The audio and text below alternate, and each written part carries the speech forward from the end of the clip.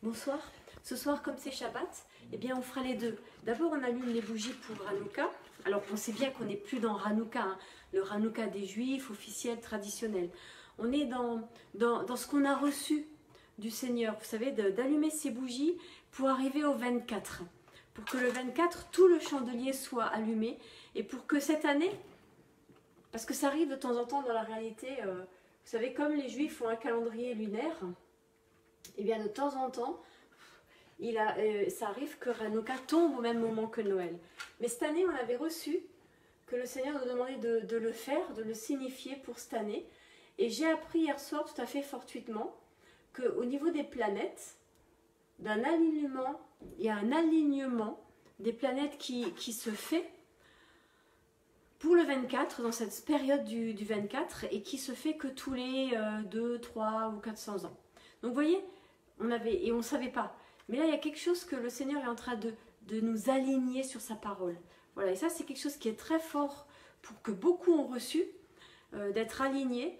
Et nous, on l'a reçu en ayant ce geste prophétique, au fond, d'allumer les bougies de Hanouka dans cette période pour que ça tombe, l'allumage de la Hanoukia en entier, tombe le 24 au soir pour proclamer Yeshua HaMashiach glorifié. Amen. On va s'installer pour faire Shabbat.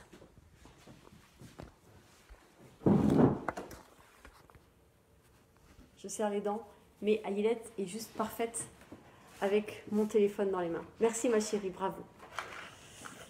Donc, on continue avec les bougies de Shabbat. Et on va accueillir Shabbat. Voilà. On va ouvrir ce temps.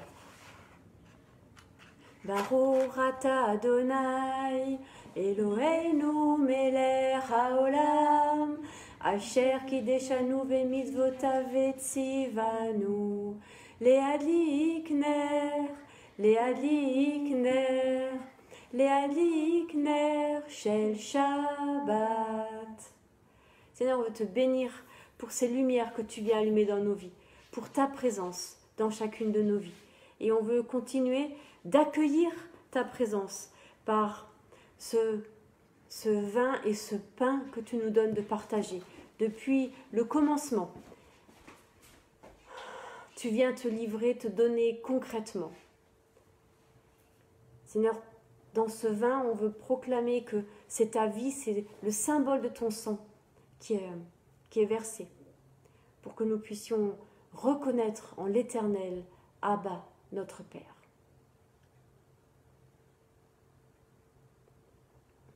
Seigneur, merci pour le voile que tu as déchiré, et parce que en toi, par toi, nous avons accès au Père. Et dans ce bout de pain que je partage, Seigneur, donne-nous ta vie et donne-nous de collaborer à ton œuvre. Amen. Voilà. Voilà le partage du pain et du vin. Et ça tombe de façon incroyablement belle ce soir. Parce que ce soir, j'avais à cœur d'avoir ce temps par rapport au partage pour Hanouka. D'avoir ce temps sur, justement, alors je trie mes papiers parce que j'ai un peu tout mis. Pour pas manquer d'informations et pour pas avoir trop d'hésitation. Ce soir, parler de Hanouka, ça me semblait important pour de revenir sur la question des sacrifices. Et notamment sur la question de l'autel des sacrifices. Vous savez que quand Judas Maccabée a remporté cette victoire, eh bien la première chose qu'ils ont fait, c'est la restauration de l'autel. Et ils ont construit un autel de pierre, comme c'est demandé dans Exode 20.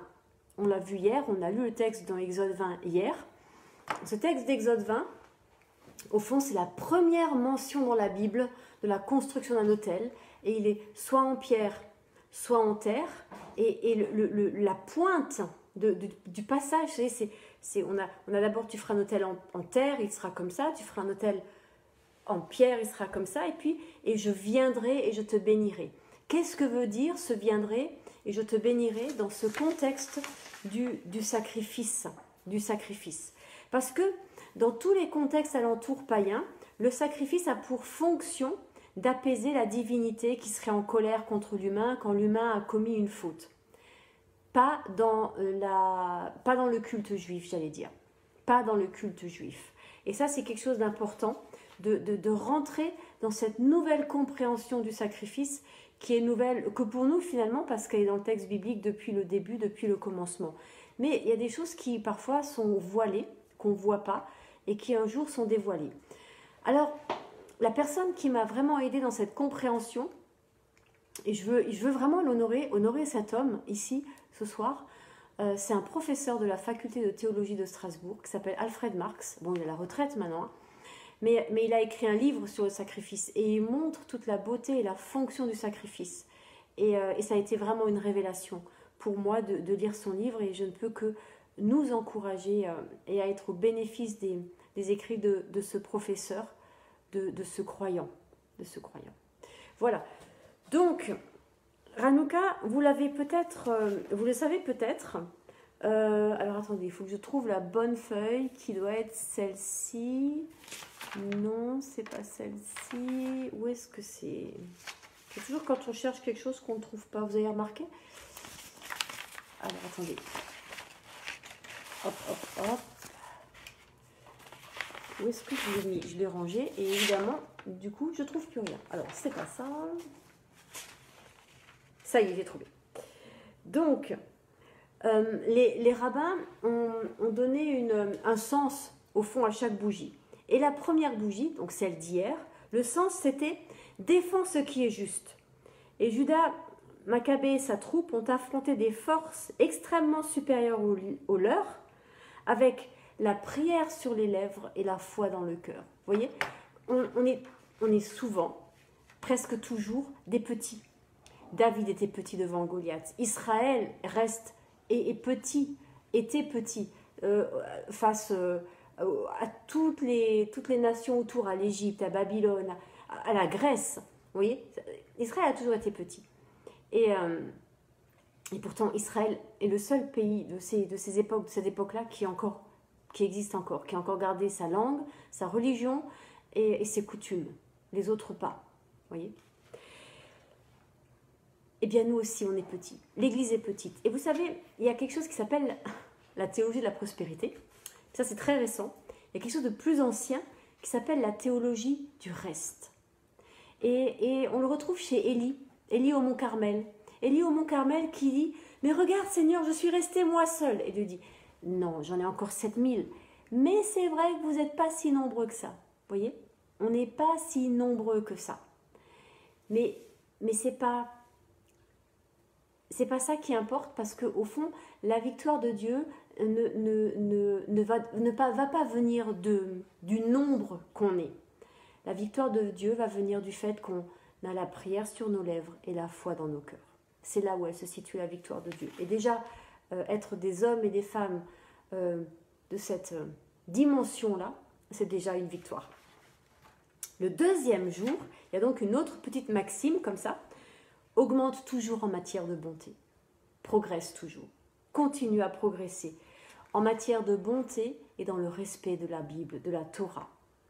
Respecte la parole. Vous voyez, c'est important de connaître la parole. Et j'étais très surprise. Je l'ai mise sur ma page Facebook et c'est fait exprès. Je l'avais mise pour justement pouvoir en parler un jour, un soir. Vous savez qu'il y avait un grand responsable du milieu évangélique, alors je ne sais plus si c'est français ou mondial, qui disait que, au fond, un constat, que le milieu évangélique faisait le constat que les évangéliques ne lisaient plus tant que ça la Bible. Et qui, du coup, ils s'éloignaient de l'Éternel. Mais ce mouvement de s'éloigner de la parole et, au fond, de s'éloigner de Dieu, et puis de commencer parfois à avoir des idées étranges, de voir surgir des choses étranges dans l'Église, eh bien, c'est normal. C'est juste normal. Parce qu'on est influencé par ce qu'on fréquente. Et alors quand on fréquente les Écritures, eh bien on est influencé par les Écritures, on est rempli par les Écritures, on est imbibé par les Écritures, comme l'huile, comme la mèche est imbibée par l'huile, et puis et elle brûle quand on y met le feu, mais parce qu'il y a du carburant, du combustible. C'est un peu aussi l'histoire des vierges sages qui sont imbibées. Et la mèche, c'est la foi. Et l'imprégnation, l'imbibation, ok, ça se dit pas, je suis d'accord. Mais l'imbibation, c'est toute cette connaissance, cette familiarité de la parole. Vous voyez, de savoir, ah ça c'est là, ça c'est là. Ça c'est le catéchisme finalement. Et moi j'aime bien, quand j'ai des enfants où il y a une tradition de lecture de la parole à la maison, quand moi je les ai après au caté, vers 12, 13, 14 ans, c'est tellement plus... Enfin, c'est une autre dimension, voilà.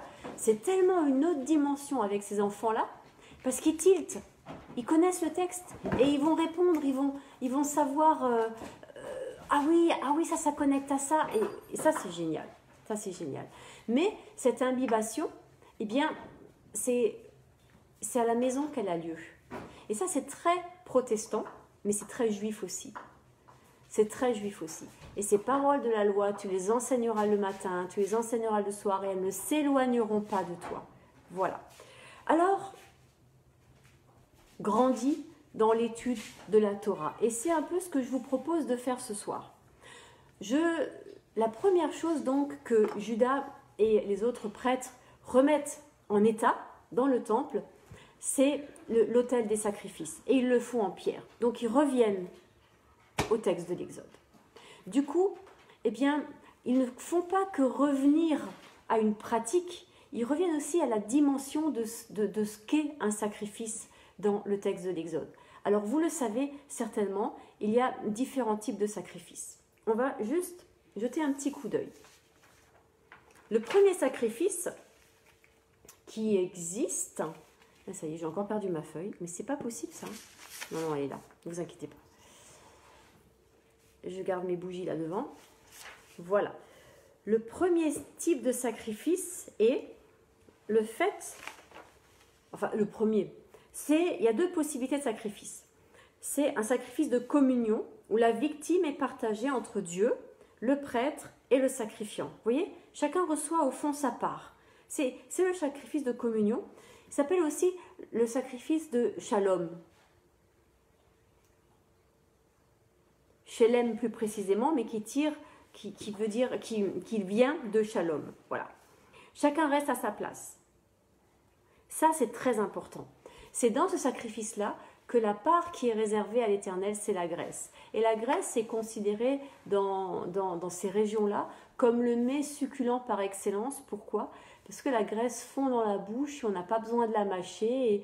Et c'est ce qu'il y a de plus délicat et de plus délicieux dans un animal. Après, c'est une question de goût. Mais en tout cas, dans la conception de ce temps-là, c'était vraiment la graisse, c'était le top du top. Et les hommes se partageaient la viande. Et la peau était brûlée. Ce qu'il faut savoir, c'est que dans la conception du sacrifice, eh bien, ce qui est important, c'est cette dimension-là du repas. C'est pas le fait de tuer la victime. Comment ça se passe ?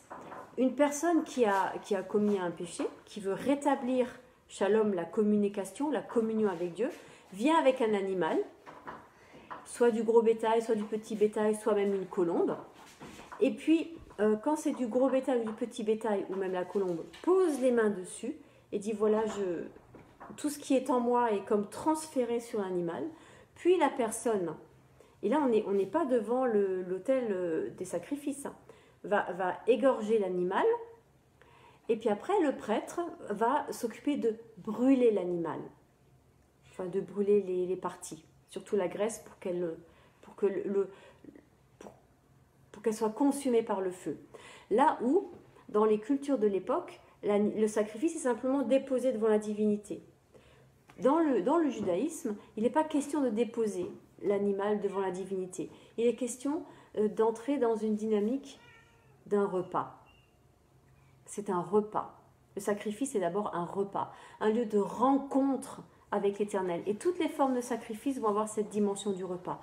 Soit c'est quelque chose que l'homme partage avec Dieu, ce qui relève de la communion et de la paix et de la plénitude, mais où chacun a sa place. Soit c'est l'Holocauste, à savoir un sacrifice où la bête est entièrement offerte à Dieu, mais toujours sacrifiée à côté de l'autel Puis le sang est aspergé au pied de l'autel, mais pas sur l'autel, pour bien montrer qu'il n'est pas question d'apaiser la divinité, mais pour dire aussi, signifier que le sang lui appartient. Attendez, pardon, je fais une petite parenthèse.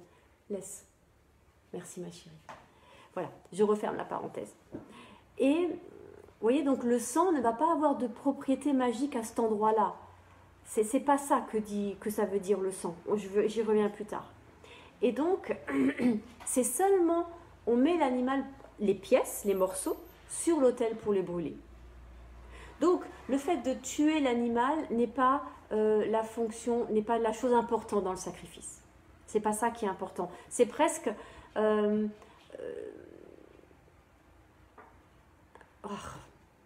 chose nécessaire pour ensuite brûler l'animal, vous voyez, qui doit être consumé par le feu. Il ne doit plus rien rester. Mais ce n'est pas la chose. C'est pas la chose essentielle. Tuer l'animal, c'est pas ça le sacrifice. Le sacrifice, c'est ce partage, cette communion avec Dieu. C'est l'étape d'après. Et c'est cette étape d'après qui fait descendre la présence de Dieu. Et d'ailleurs, souvent, regardez dans le sacrifice d'Abraham, dans Genèse 15, il me semble, eh bien, les animaux sont prêts et Dieu descend, et il y a son feu, et il descend et il parle à Abraham. Mais vous voyez bien que le sacrifice, là, il va avoir cette fonction d'une relation entre Abraham et Dieu, où Dieu va révéler à Abraham un certain nombre de choses.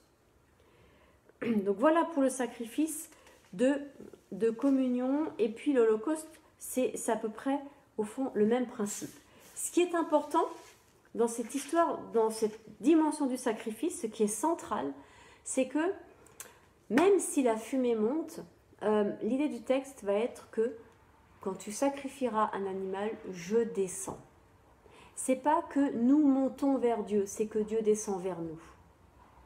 Et d'ailleurs, on retrouve ce même mouvement quand Jésus meurt à la croix. Il ne monte pas vers Dieu, c'est pas le premier mouvement. Il descend, au fond, dans les enfers pour ouvrir les enfers qui, dans le monde hébraïque, ne sont pas l'enfer chrétien, c'est simplement la salle d'attente du ciel. Vous voyez, où ils attendent que le Mashiach vienne les chercher pour les amener dans la présence de l'Éternel. Vous voyez, il y a cette dimension. Donc Jésus va lui aussi d'abord descendre avant d'aller monter au Père pour vivre pleinement la communion avec le Père, la relation et l'intimité avec le Père. Donc, la seule et unique fonction du sacrifice, c'est que Dieu vient nous rencontrer parce qu'on prépare un repas pour lui. Et en fait, on prépare un repas pour qui? En général, c'est pour des amis. Et vous verrez, dans le texte biblique, il y a plein d'endroits où il est question de repas. Jésus va manger, au fond, chez un tas de gens, et il va beaucoup utiliser cette image du repas, parce qu'elle est directement liée au sacrifice. Et parce que dans le contexte juif dans lequel Jésus est, tout le monde comprend de quoi il parle. Vous voyez, ce que nous, on n'a plus, parce que d'abord, on ne fait pas de sacrifice, et parce que dans nos têtes, dans notre imaginaire chrétien, le sacrifice a changé. Le sacrifice est devenu, au fond, Dieu est apaisé parce que le sang de Jésus a coulé. Eh bien, pas du tout. Pas du tout. Même le sacrifice de Jésus relève, s'inscrit dans ce qui est dit là, dans le Premier Testament, à savoir, bien sûr, le sang de Jésus au fond. Oh là là, qu'est-ce que je vais dire là? Le sang de Jésus nous dit la vie que Dieu espère ou a préparée pour nous. Et il pardonne nos péchés, dans le sens, plus justement, il faudrait dire, il restaure la relation entre Dieu et nous. C'est-à-dire que le sang de Jésus nous fait passer de la mort à la vie. Vous voyez, c'est de toutes ces façons dont il faut le dire. Parce que le sang de Jésus n'apaise pas Dieu. Le sang de Jésus n'apaise pas Dieu. C'est pour nous qu'il a coulé, pas pour Dieu. De la même manière que les Hébreux, quand ils sont dans le désert et qu'ils mettent du sang sur le linteau des portes, ça n'apaise pas Dieu. C'est simplement un signe qui permet à l'ange de la mort de reconnaître que que les gens de cette maison appartiennent à l'Éternel. C'est un signe d'appartenance. Mais ça n'apaise pas la colère de Dieu. Parce qu'au fond, même si le texte dit qu'il est en colère, Dieu n'est pas en colère. Pas de cette colère-là qu'il faudrait apaiser. Vous voyez, Dieu est en colère quand j'agis mal et il me corrige. J'ai pas besoin d'aller tuer un animal pour ça. Vous voyez, la colère de Dieu va se situer dans la relation. Et là, Dieu va me dire, mais enfin, Catherine, qu'est-ce que tu fais? Pardon, Seigneur. Et on agit justement derrière. On se réajuste. Vous voyez, la cible, j'ai raté la cible, hop, je me réajuste. Mais le sacrifice a une autre fonction, c'est d'approfondir la relation avec Dieu. Est-ce qu'il y a un texte qui dit la même chose que ça? Noé. Noé sort de l'arche et il fait un sacrifice. Pour quel péché? Il n'a rien fait. C'est injuste. Voilà. Il n'y a pas de péché. Abraham, le premier sacrifice d'Abraham, il n'y a pas de péché. Vous voyez, le texte le dit. Après, le texte va aussi dire qu'il y a des sacrifices pour les péchés. Bien sûr. Et on va les voir, de voir comment cela fonctionne, parce qu'ils sont extrêmement importants. Il y en a deux. Ça s'appelle le ratat et la sam. Le ratat, c'est le sacrifice pour les péchés, donc on le connaît, hein, il existe. Et le ratat, c'est le sacrifice, et la sham, pardon, c'est le sacrifice de réparation. Alors, Dieu est saint, on est d'accord? Donc le péché, c'est juste pas compatible. Ce qui veut dire que il va falloir que quelque chose se passe pour que je repasse du côté de la mort à celui de la vie. Donc, le ratat, quand est-ce qu'il se fait? C'est très important de voir, parce qu'il y a des situations où c'est très étrange de faire ce sacrifice. Il se fait après une guérison de lèpre, où est le péché, puisque je suis guérie de la lèpre. Il se fait après une maladie sexuellement transmissible, je suis guérie. Il se fait après, une femme doit le faire, ce sacrifice pour les péchés, après avoir accouché. C'est quoi le sacrifice? C'est quoi le péché quand on a accouché? Vous voyez, c'est étrange comme... Ça se fait pour la consécration des prêtres, l'ordination des lévites. Ben, il n'y a pas de péché. Ça se fait pour la consécration de l'autel, qui a été souillé, bon d'accord. Ça se fait quand un nazir sort du naziréat. Donc ça veut dire qu'un nazir, vous savez, c'est quelqu'un qui s'est consacré de façon particulière pendant un temps à l'Éternel. Et le nazirat, c'est quelque chose dans lequel on entre, mais duquel on sort aussi. Et dans un temps où on est consacré à l'Éternel, a priori, on n'a pas péché. Donc vous voyez, c'est étrange. Et puis, c'est un sacrifice qui se fait à la nouvelle lune et pendant les 3 grandes fêtes du calendrier liturgique juif. Rien à voir avec un péché. Et pourtant, dans chaque situation, on passe d'une mort à une vie. Pardon, je refais une autre parenthèse. Aïlette, s'il te plaît, tu peux fermer la fenêtre? Merci. On a aéré et puis maintenant il fait un peu froid. Toutes ces choses que je viens de citer sont des lieux de passage, où on passe d'un état à un autre. Alors on va reprendre. Après une guérison, eh bien oui, je passe de l'état de malade à l'état de personne guérie. Après une femme qui accouche, oui, c'est un lieu de passage. Je passe de non-mère à maman. La consécration de l'autel, c'est juste un tas de pierres.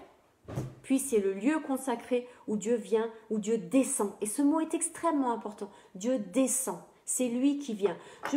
Regardez, rappelez-vous. Élie, quand il confronte les prophètes de Baal, vous vous rappelez? Les prophètes de Baal, ils dansent, ils font plein de choses pour que leur Dieu il fasse quelque chose pour que ce sacrifice brûle. Même ils se lacèrent. Et à un moment, Élie va se moquer d'eux. Alors en hébreu, c'est quand on connaît l'hébreu, c'est très drôle presque. À un moment, il leur dit de façon vulgaire en hébreu, mais votre Dieu, là, il n'est pas aux toilettes, parce que là, il n'a pas l'air d'entendre que vous parlez. Hein, donc, vous voyez, donc c'est très... Élie, hein, et puis Élie, il va avoir une foi incroyable. Non seulement, et vous noterez que dans l'histoire d'Élie, il prépare l'Holocauste, donc il coupe les bestioles. On ne sert pas un animal comme ça, vous savez, style, j'attrape un veau, je l'égorge et je le mets sur l'autel. Non. Il faut le découper, il faut le préparer. Donc on est bien dans l'idée de je prépare un repas pour quelqu'un que j'aime et je veux lui faire plaisir. Et puis après il fait verser de l'eau pour bien tout détremper et il demande à l'Éternel de faire brûler tout ça et le feu descend du ciel. Et au fond, c'est ça le sacrifice. Et vous voyez dans ce sacrifice, dans cette dimension-là du sacrifice, eh bien il y a toujours ce moment où est-ce que ça va marcher? C'est pas sûr. Vous voyez, Abraham, il va attendre toute une nuit. Et le texte en hébreu est absolument formidable. Alors attendez, il faut que je vous le retrouve. Parce que ça, je l'ai... bougez pas. Hein. Je l'ai là. Je viens de le travailler. Donc il ne va vraiment pas être loin. Il ne s'est pas sauvé. Abraham, le voilà. Ça, c'est notre ami Abraham. Voilà. Quand le soleil... Alors le texte en français dit quand le soleil fut couché. Le soleil se couche. Mais en hébreu, le problème, c'est que l'hébreu dit que le soleil vient et pas qu'il se couche. Il y eut une obscurité. Donc là, le mot pour dire c'est ténèbres. Et même dans le sens d'une racine qui veut dire couvrir. Une obscurité qui couvre. Donc vraiment, il est... voilà. Et puis le feu vient. Mais c'est très intéressant de voir que le texte en hébreu va dire quand le soleil se couche. Non, attendez. Quand le soleil, oui, le texte en français dit quand le soleil se couche, et en hébreu, le texte dit quand le soleil se lève, les ténèbres viennent. Et en fait, ça montre qu'Abraham, il a veillé toute la nuit, et toute la nuit, il est resté là.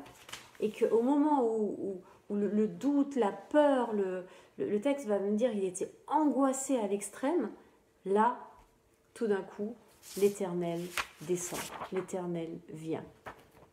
Vous voyez ? Je vérifie. Voilà, là je l'ai encore mieux traduit. Donc, quand le soleil vient, un profond sommeil tomba sur Abraham et une terreur, et une grande ténèbre tombèrent sur lui. Et là, c'est très intéressant parce que le mot pour terreur veut aussi dire idole. C'est pas juste il n'a pas juste peur. Il y a une dimension idolâtre. Et là, on est encore dans Abraham. Vous voyez ? C'est important parce que ensuite, cette terreur qui est liée aux idoles, elle va se transformer en Genèse 22. Vous savez, Genèse 22, c'est le sacrifice d'Isaac. Et là, au verset 12, il est dit « Ne touche pas à l'enfant, je sais maintenant ». C'est au moment où Abraham va sacrifier son fils. Et l'ange intervient pour sauver l'enfant. Il dit « Ne touche pas à l'enfant, je sais maintenant que tu crains Dieu ». Tu as peur, tu crains, c'est le mot peur qui apparaît là. Mais cette fois, cette crainte-là, ce mot pour dire crainte, eh bien, il veut dire, c'est yara, et ça veut dire avoir de la retenue. Tu respectes l'Éternel, tu as de la retenue. Tu es à ta place. Abraham, en Genèse 22, a trouvé sa place. Mais il lui faudra tout ce cheminement pour trouver sa place et pour être au bon endroit sur la question du sacrifice. Déjà, on ne sacrifie pas des enfants. La Bible est absolument opposée au sacrifice d'enfants. Et dans le sacrifice d'animal, ce qui compte, ce n'est pas que l'animal meure. Ce qui compte, c'est qu'il soit apprêté, préparé pour que l'homme puisse rencontrer Dieu. Parce que dans cet acte d'apprêter cet animal, le cœur de l'homme est aussi préparé à la rencontre avec son Dieu. Et le dernier point de cette histoire des sacrifices, c'est que ces sacrifices d'animaux, c'est la chose que Dieu aime le moins, finalement, je vais le dire comme ça. C'est le moins bien, c'est ce qu'il y a de moins bien. Parce que le top du top, en termes de sacrifice, pour Dieu,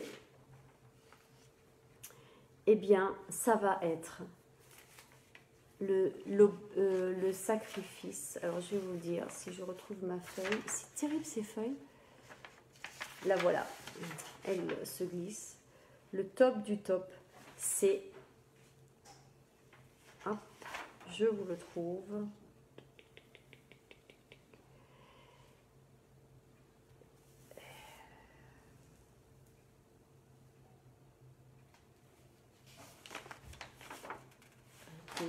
Oui, ma page 3.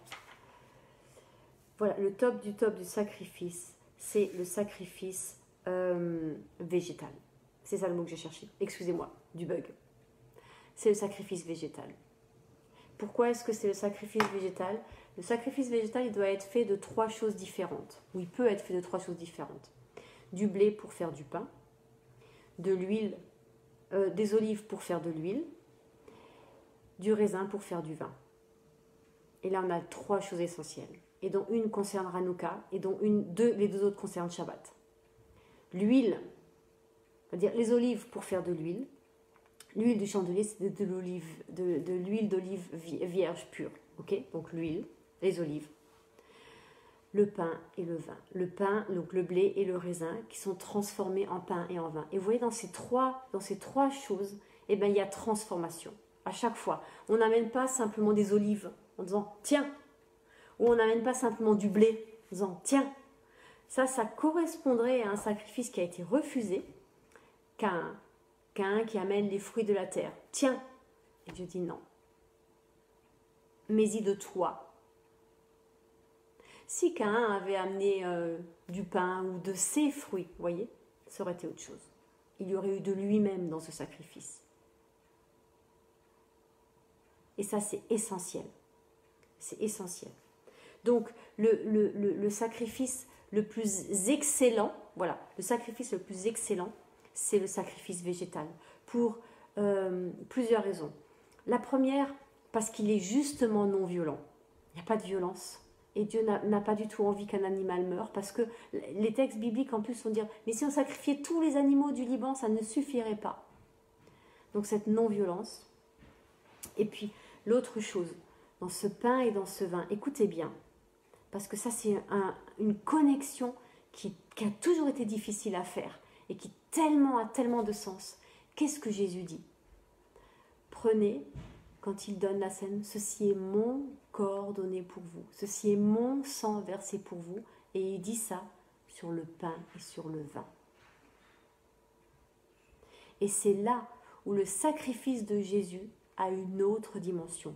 C'est plus simple, c'est pas, comme on le dit souvent, il est venu payer pour nos péchés. Non, il vient nous mettre en communion avec Dieu de la manière la plus souhaitable pour Dieu, à savoir dans la non-violence et dans un retour quelque part à la relation entre Dieu et nous dans le jardin d'Éden.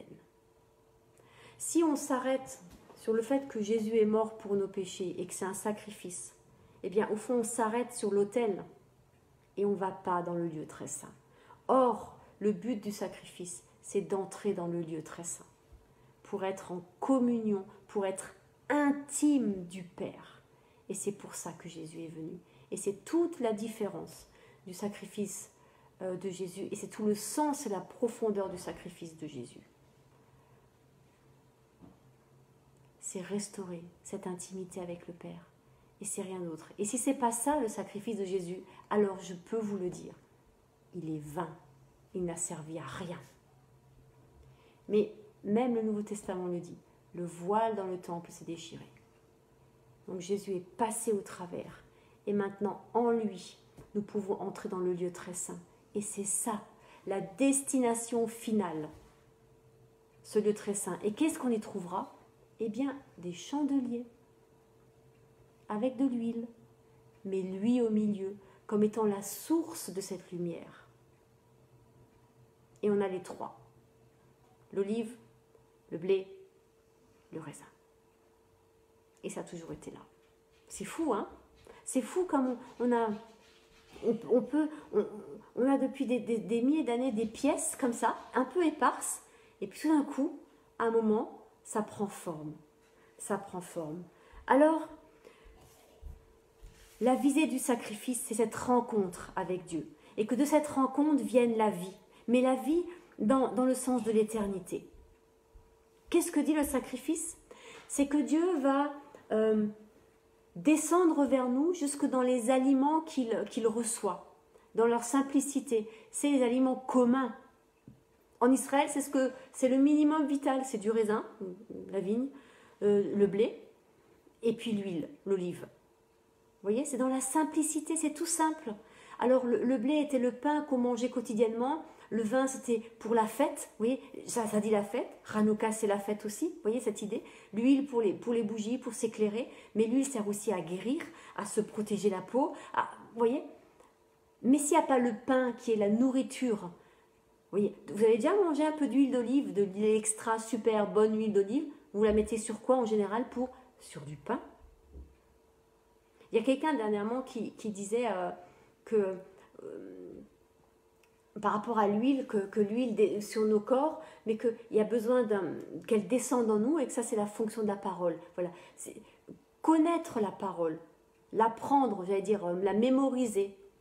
Et après que l'huile du Saint-Esprit soit versée pour qu'elle descende et qu'elle s'imprègne, pour qu'elle soit, comme le dit Jérémie, une nourriture qu'on mange, qu'on avale et qu'on digère. Marie, Myriam, la mère de Yeshua, elle repassait ses paroles dans son cœur, elle ruminait. Alors il y a parfois des orateurs à un moment qui ont dit les chrétiens doivent être des vaches qui ruminent la parole. Et puis, quand on a ces paroles au fond, et bien tout d'un coup, c'est comme si ces paroles étaient des neurones. Les neurones, c'est pas très important en fait. C'est les connexions entre les neurones qui sont importantes.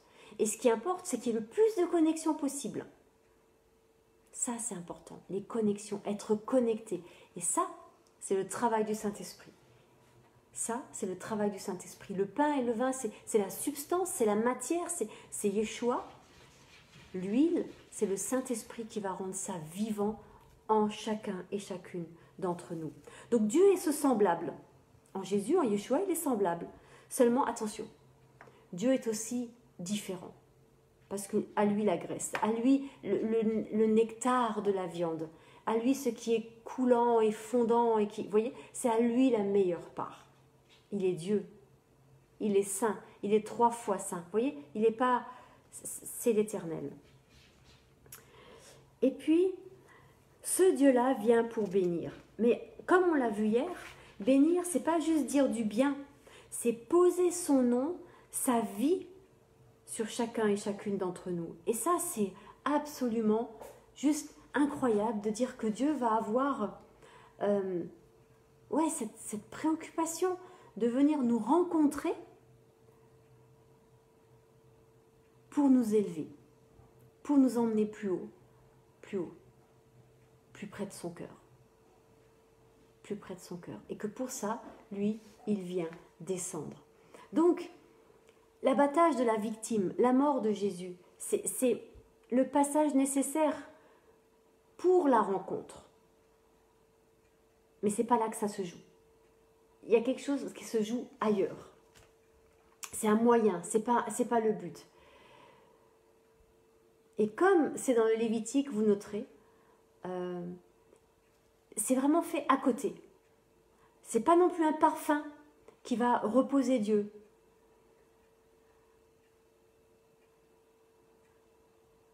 Le parfum, c'est l'obéissance.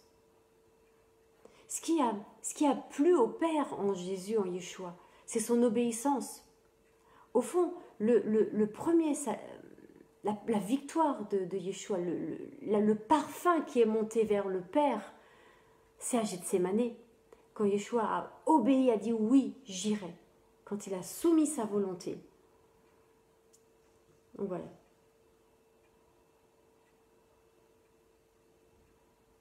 Voilà, je vérifie que j'ai bien tout dit. Après, il y a encore une chose dont je ne vous ai pas parlé, que je vous ai annoncé. C'est, je vous ai dit qu'il y avait 2 sacrifices pour les péchés. Donc le ratat, qui est ce passage de la mort à la vie, ce retour à la vie et à une autre vie, à une vie amplifiée.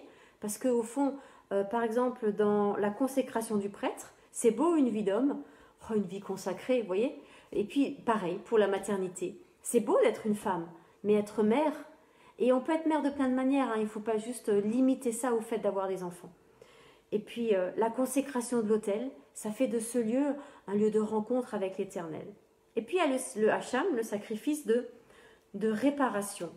Ce sacrifice-là, il a pour but de permettre à la personne de prendre conscience que finalement, le propriétaire ultime de toute chose, c'est Dieu. Vous voyez ? Le sacrifice de réparation, il a pour but de restaurer la relation aussi. Vous savez, c'est ce sacrifice où il faut rendre 2 ou 3 fois ou 4 fois, petit chat, ou 4 fois plus que ce qu'on a pris. Et tout d'un coup, on prend conscience de la valeur des choses. Et a fortiori, on prend conscience de la valeur d'une vie, de sa vie, du prix donné pour sa vie. Et donc, tous ces sacrifices n'ont absolument pas la fonction d'apaiser Dieu, et pas non plus la souffrance imposée au sacrifiant ou subie à sa place par une victime, il n'y a rien qui se joue à ce moment-là. Par contre, elles sont toutes destinées à recréer les conditions de la présence à Dieu et à réintégrer ceux qui étaient éloignés et à lever les sanctions qui les frappent. Vous voyez, par exemple, celui qui a volé, eh bien, par exemple, voilà un exemple concret, on va dire concret. Myriam. Rappelez-vous, à un moment dans l'Exode où je ne sais plus les nombres, je ne sais plus trop où, j'avoue, mais à un moment, elle et Aaron ont murmuré contre Moïse. L'Éternel les convoque tous les trois à la tente de la rencontre. Et puis, il dit donc le murmure consistait à savoir, Aaron et Myriam se plaignaient en disant, mais ouais, est-ce que Moïse c'est lui seul qui prophétise et nous alors, et puis nous on n'est pas des prophètes, et qui, vous voyez. Et puis finalement, Myriam va devenir lépreuse, et elle va être exclue du camp pendant 7 ou 8 jours, 7 jours je crois, une semaine, le temps d'une création. Et d'abord c'est très intéressant de voir que à quel point les maladies de peau sont liées avec ce qui sort de nos bouches, et ce qui sort de nos bouches à quel point c'est lié avec ce qu'il y a dans notre cœur. C'est juste une petite parenthèse. C'est toujours intéressant de voir ça.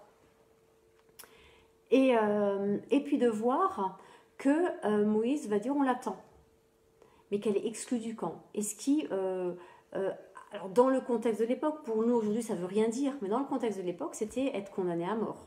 Et là Moïse dit je ne bouge pas, j'attends qu'elle revienne. Vous voyez l'amour de Moïse et qui dit non, on attend. Et Myriam va revenir. Eh bien, ça montre quelque chose du cœur du Père qui dit on attend qu'il revienne. Et le sacrifice va signifier ce retour à l'Éternel. Mais c'est ce changement de cœur qui importe, et pas d'avoir tué un agneau ou une tourterelle ou une chèvre ou un... Vous voyez ? Mais simplement, ce changement de cœur va être rendu visible dans le sacrifice.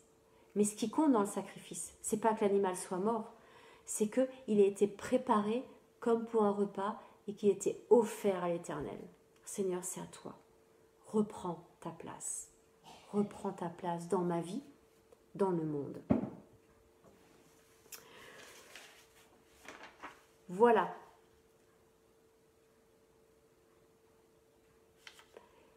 Et surtout, n'oublions pas que tous les sacrifices d'animaux sont accompagnés d'une oblation de pain et de vin, oui, ou d'huile d'olive. Mais les sacrifices végétaux ne sont pas forcément accompagnés d'un sacrifice animal.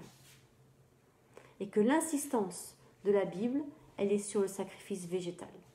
Et le sacrifice végétal, c'est le blé qui devient du pain. C'est pas que le blé, ne peut pas amener que du blé. C'est l'olive qui devient de l'huile. C'est le raisin qui devient du vin. Et on a les trois ce soir. Ce soir, on a les trois. On a le pain et le vin qui ramènent à Yeshua et qui parlent d'un sacrifice. Mais là encore, le sang de Yeshua n'a pas de fonction autre que de nous ramener à l'Éternel et de nous faire rentrer dans le lieu très saint. Et l'huile, le Saint-Esprit, la lumière. Seigneur, viens nous éclairer sur ta présence dans nos vies, sur ce pain et ce vin, cette nourriture que tu nous donnes, et aussi sur le fait que Jésus dit, tenez, prenez, ceci est mon sang donné pour vous, ceci est mon corps donné pour vous. Et là, tout d'un coup, ce sacrifice prend une autre dimension et un autre sens dans nos vies. Viens nous révéler, Seigneur, la dimension du sacrifice et à quel point le sacrifice est un lieu de rencontre, un repas partagé qui nous prépare aux noces de l'agneau. Oh Seigneur, merci parce que dès maintenant tu nous prépares aux noces de l'agneau, où nous serons assis à tes côtés. Rendez-vous compte, vous et moi, qui ne sommes pas grand-chose, assis à la table du roi, invités par lui. Amen. Bonne préparation. Alors, demain, on est Shabbat, on se retrouvera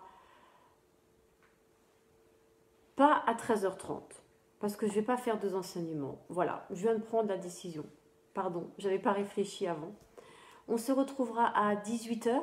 Aujourd'hui, j'étais en retard. Excusez-moi, voilà. J'aurais dû mettre une petite vidéo pour dire que je serais en retard, et puis j'y ai pas pensé, c'est trop tard. Enfin, voilà quoi. Demain, 18h, on fait... D'abord, on allume les bougies de Hanouka, puis on sort de Shabbat, et on fait un petit partage. Normalement, j'avais écrit quelque part sur une feuille. Alors, attendez, je vais peut-être la retrouver. Sur quoi on partage demain. Mais là, comme ça, tout de suite, je ne la retrouve pas. Ah, si, pardon, je l'ai retrouvée. Demain, on va faire un petit partage sur... qui va préparer le partage d'après-demain. Vous voyez, c'est réfléchi. Hein. Demain, le partage, ça va être sur toutes les fêtes païennes autour de cette période de Noël. Voilà, on va voir un peu les couronnes de l'Avent, pourquoi un sapin, pourquoi tellement de bougies et de lumière chez les uns, chez les autres, d'où ça vient, pour préparer le partage d'après-demain, donc de dimanche soir. Et ce partage-là sera avec Soda Pop, qui viendra partager avec nous sur qui est la lumière, sur toutes ces lumières, toutes les lumières qui conduisent à la lumière. Voyons, donc demain, on va poser les fondements pour voir un peu, faire un tour d'horizon de ce que les uns et les autres racontent, pour préparer samedi soir. Et puis, je voudrais déjà vous annoncer aussi de vous réserver 2 soirées qui, à mon sens, vont être très importantes. Attendez, il faut que je les retrouve. C'est J7, où on aura Marcel Bongou, qui viendra nous partager sur la louange, et vivre un temps de louange avec nous. Enfin, c'est lui qui le conduira, parce que vous savez, avec Zoom et enfin tous ces trucs-là, c'est compliqué. Et puis J8, c'est un autre temps fort et très important que nous vous proposons. Ce sera, on va lire ensemble les 7 lettres de l'Apocalypse. Ça nous a semblé pertinent, voyez, de les relire. De relire. Qu'est-ce que le Seigneur nous dit aujourd'hui? Lui qui, dans l'Apocalypse 1, est celui qui est au centre des 7 chandeliers. Vous voyez toutes ces images, comme on peut jouer avec? Eh bien, on va continuer à jouer, mais en restant dans les bras du Père. Il ne s'agirait pas de se perdre, n'est-ce pas? Allez, à demain. Bisous, bonne soirée.